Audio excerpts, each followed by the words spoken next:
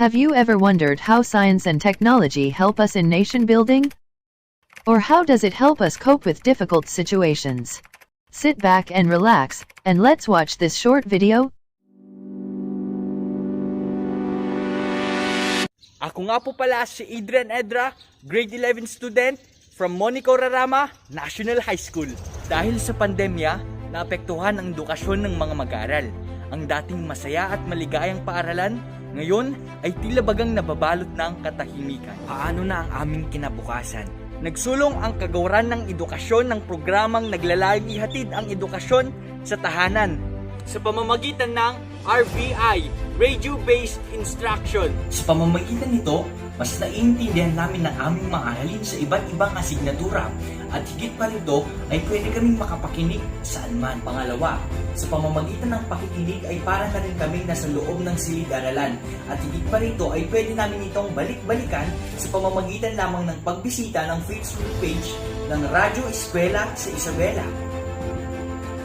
Pangatlo, natutulungan kami upang maging maparaan gamit ang makabagong teknolohiya sa pagpapatuloy ng edukasyon sa kabila ng pandemya.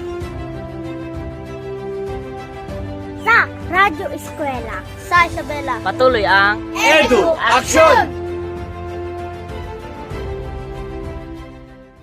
Nation building is a process with an end goal of establishing common interests, goals, and preferences among citizens of a country towards the formation of that country where the people have no intentions of separating themselves from one another. That is according to Alesina and Rich 2015. Furthermore, nation building is a normative concept that means different things to different people. The latest conceptualization is essentially that nation-building programs are those in which dysfunctional or unstable or failed states or economies are given assistance in the development of governmental infrastructure, civil society, dispute resolution mechanism, and as well as economic assistance in order to increase stability. Nation building generally assumes that someone or something is doing the building intentionally. Science and technology in the country should be enhanced because in a technological-driven country, our society has germinated new and atypical issues and conflicts that demands for resolutions that are equally new and unconventional. Through science and technology, we can obtain deeper understanding of societal problems and become good decision makers who will find solutions and implement them. Only then Filipinos may be able to realize the matatag, maginhawa at panatag na buhay. Science and technology hold the key to the progress and development of any nation. Technology plays a fundamental role in wealth creation, improvement of the quality of life, and real economic growth and transformation in any society. Science, technology, and the development of nations and society are all proportional to each other. Development is always linked with technological disruption, and it happens when there is an advancement in the scientific field. Science and technology have been central to the progress and development of virtually all the nations of the world. It contributes immensely to various sectors of the economy. Science and technology are intimately connected with development because and share a symbiotic relationship. It leads to healthier, longer, wealthier, and more productive lives, and alleviation of poverty becomes possible. In this report, we will discuss 4 areas to note in understanding the topic. Letter A, Philippine government's science and technology agenda. Letter B, major development programs and personalities in science and technology in the Philippines. Letter C, science education in the Philippines. And lastly, selected indigenous science and technologies. In the Philippines, the Department of Social and Technology DOST is agency concerned with advancing the country's scientific and technological capacity. The department is mandated to provide central direction, leadership, and coordination of scientific and technology effort and ensure that the result therefrom are geared and utilized in area of maximum economic and social benefits from the people. Executive Order 128/1987. The policies, project, and program that were established, developed, and supported by concerned government agencies are shaped by several factors. 1. National goal, international treaty, legal frameworks, and the country's social needs, issues, and problems. Seraphica and others. Modernization of the production sectors. CTTC, Comprehensive Technology Transfer and Commercialization Program. Supportive program to the CTTC. Inventors, National and Regional Technology Fair. Technology Financing Program, Informative Service. DAS Training Center, Regional and Provincial Science and Technology Centers. DAS Academy, Technology Business Entrepreneurship Development Program, Technology Business Incubators, Science and Technology Parks, Global Search for Technology Program of Assistance to Investors. Upgrading of research and development activities, research and development priority plan, grant and ads program, contract research program, research and development incentive program, manpower development program in science and engineering, grade school and secondary school level, vocational and technical education, scientific career system, utilization of Filipino export, recognition of science and technology effort, balik scientist program, development of science and technology culture, organizing and strengthening of science and technology. Aside from this, the DOST have existing projects such as number 1, funds for researcher, patents, and projects related to science and technology. Number 2, scholarship grants for undergraduate and graduate studies of science and technology students. Number 3, more campuses of the Philippine Science High School where young Filipino students are trained in science technology. Number 4, science technology parks to encourage academic and industrial partnership.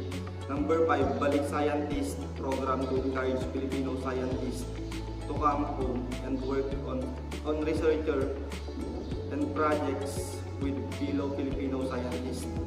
Number 6, establish of the National Science Complex and the National Engineering Complex in order to develop science and technology and engineering manpower source in the country.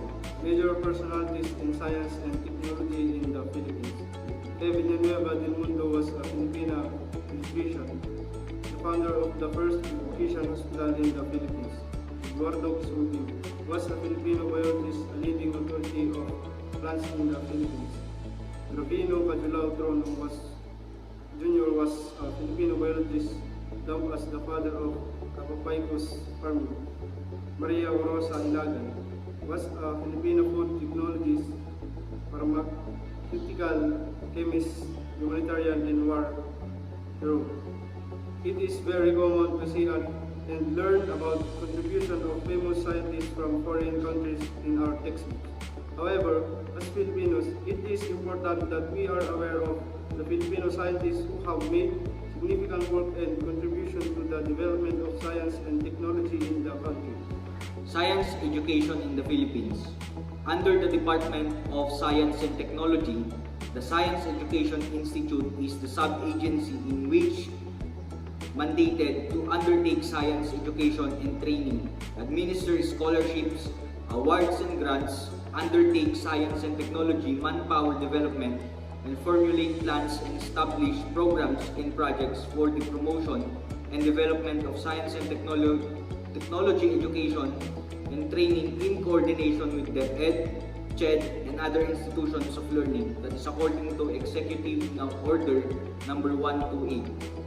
In general perspective of education in the Philippines, the latest action of the government is the implementation of the K-12 education program, The curriculum uses a spiral progression approach in learning the sciences across levels. Some of their ongoing programs and projects include undergraduate and graduate scholarship grants and research grants. In the high school level, the establishment of the Philippine Science High School system is a major leap into developing and honing young gifted students in the Philippines. This institution has the end view of preparing the young students for careers in science. In the elementary level, the Department of Education implemented the Special Science Elementary School. This project is inclined to offering children a learning environment that fosters their scientific interest.